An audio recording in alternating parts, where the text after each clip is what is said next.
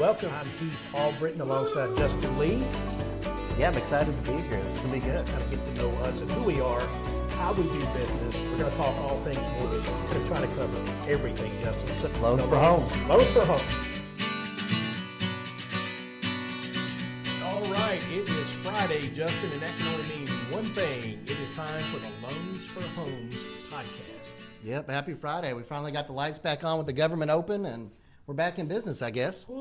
There's a lot going on this week. Guys, we have a lot to cover, and we want to tell you how the government reopening, how does that impact you? How does that impact us as Americans, all that good stuff, and certainly on the financial side. So forgive us some of this information. We've got a lot to disseminate. We may read a lot of this information. There's no way to keep it all up here. So without further ado, Justin, as we know, guys, on Wednesday, they signed the continuing resolution, to open the government back up. And that was effective yesterday. So everybody went back to work. To January 30th. To January 30th. We got all the way to January 30th, so we'll get through the holidays. That's right. So, and I'm so glad they did, because I cannot imagine how air travel would have been during the holidays. And also, Justin, a lot of these people that were not getting paychecks, how would they have Christmas? I mean, that would have been tough.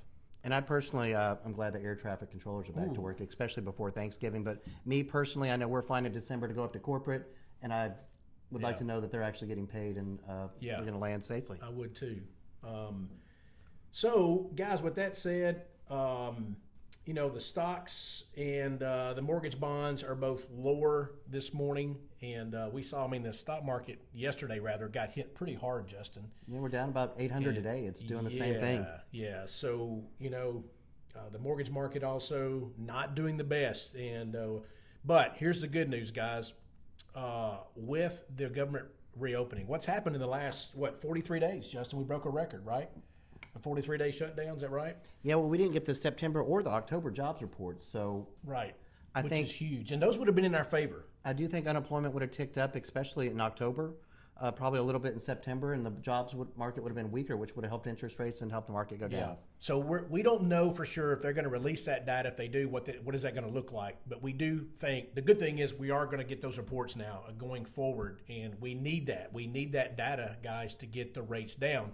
And it's hard to say, but we need negative data to help our rates. But we do feel like that will happen, and we say this every week. We expect this thing to happen.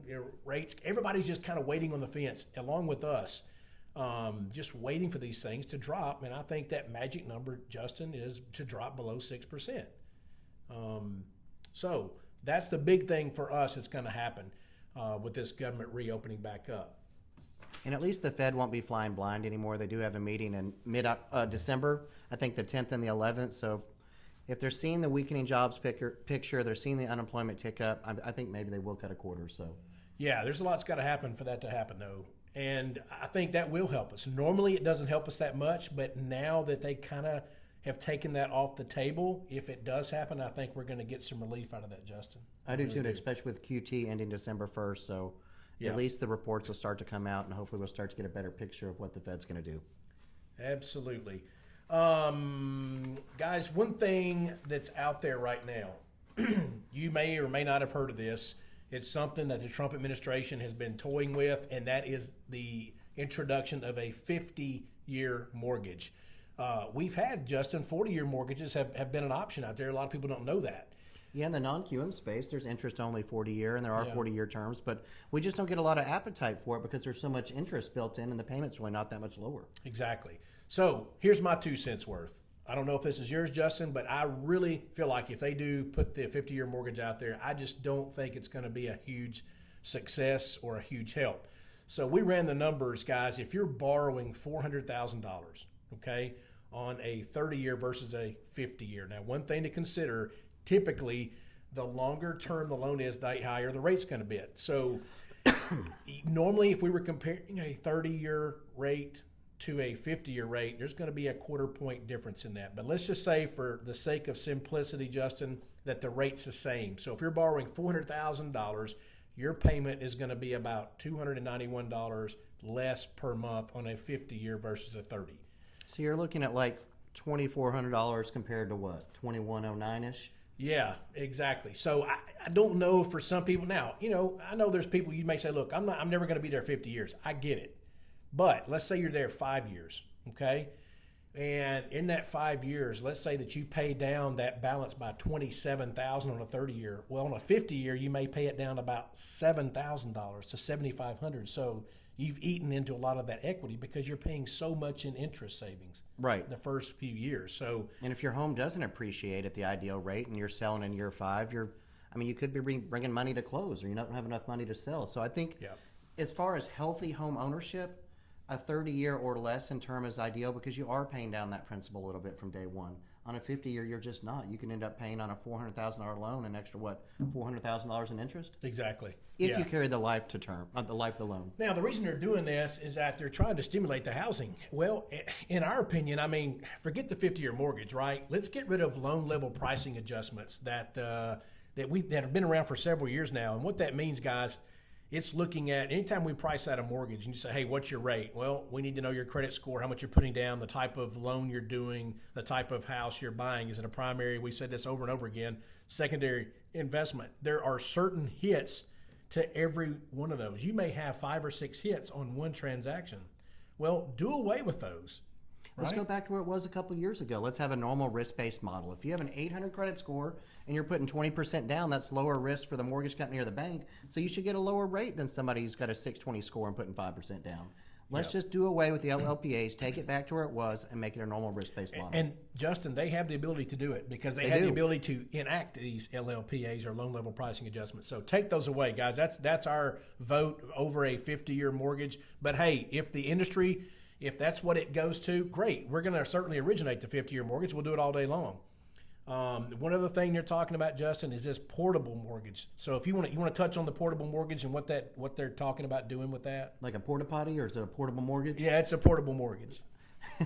I'm not a fan of that either. I think it's just something trying to unlock the housing market. I feel like the housing market's in a little bit of a recession, but a portable mortgage I don't see working. You lock in at 2.5, and you've borrowed $250,000 on a single family home with an 800 credit score, and then 5 or 10 years later, you're going to take whatever that remaining balance is and apply it to a different dwelling. I don't see how that makes sense for banks and mortgage companies because you're going to have to still do a title search. You still have to evaluate the collateral on the new home, and how are you going to honor that same loan, plus come up with a difference in that loan amount and the purchase price? Yeah, to get to where you need to be. It sounds good on the front end. As a consumer, you go, oh my gosh, I've got a 3% rate. I can take this thing with me for the rest of my life and buy whatever I want to buy. But guys, I just don't see how there's no way for a rocket scientist to even figure this thing out. As Justin said, let's say you bought a house that was $500,000. You've now paid it down to $250,000 on a 3% mortgage, and you found your new house, and it's also $500,000. You're going to move your $250,000 mortgage over to that $500,000. Well, we're still $250,000 less, right? Maybe you've got the equity to pay down the difference, whatever it is. But again, what if somebody's credit score that they got that 3% rate on has tanked since then? Right? So we go back to risk-based pricing, or if they don't have a job anymore. Whatever. There's a lot of things that go into that. So I don't see any way possible they can figure this portable mortgage thing out. Kudos to them if they do. And how's the bank going to collect fees and process that if you're not originating a new loan? Well, they must be smarter than us. Well, yeah. Maybe somebody else will find a way, but I just don't see it working. Yeah, I don't see it working either. Overall, we are very happy, and as everybody I think is that the government's open, even if it's short term, Justin. It gets us through the holidays. I think that's good for you all, for us. It's just going to be a delayed reaction, to keep that in mind. All these markets are trying to figure out what's going on, get settled in. It just reopened yesterday. Air traffic control, it's still going to have delays and cancellations in the flight world for the next probably week or two until this gets resolved completely and flush it out. But anyway, we just wanted to give you some information on that. Like and subscribe. Remember to give us a call. Thanks for joining, and we will see you guys next week. Have a great weekend.